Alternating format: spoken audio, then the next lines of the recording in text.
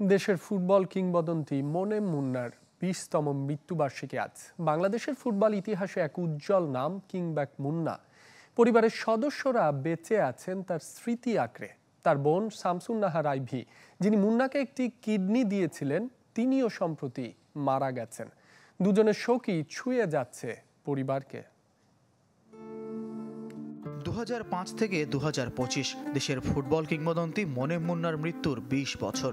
এত বছরেও দেশের ফুটবলে প্রাসঙ্গিক কিংব্যাক মুন্না। 20 বছর পরও ফুটবল নিয়ে লেখা বই উৎসর্গ হয় তার নামে। সামাজিক যোগাযোগ মাধ্যমে তরুণরাও লেখেন তাদের অদেখা কিংব্যাক অধ্যায় নিয়ে। ঠিক যেমন পরিবারের কাছে মুন্না এখনো আছেন সবকিছুতে। আল্লাহ ওর সাথে ছিলেন, আমার বাবা মা সাথে ছিলেন দেখে হয়তো এত লম্বা পথ আমি আমার বাচ্চাদের নিয়ে পাড়ি দিতে পেরেছি।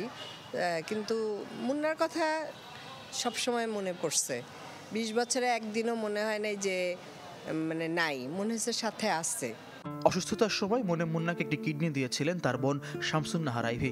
সম্প্রতি তিনিও মারা গেছেন। মুন্নার এবারের মৃত্যুবার্ষিকীতে দুজনের শোকেই আচ্ছন্ন পরিবার। লাস্টের দিনগুলো আসলে উনি অনেক কষ্ট করছে। ডায়ালাইসিস করে আসলে কতদিন আর বাঁচা যায়।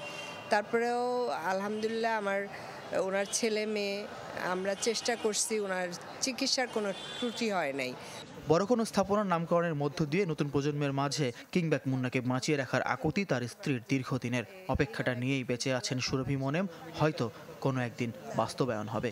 স্মৃতি থাকলে অন্তত ভবিষ্যৎ প্রজন্ম দেখতে পারবে যে এই নামে একজন ফুটবলার বাংলাদেশে ছিলেন।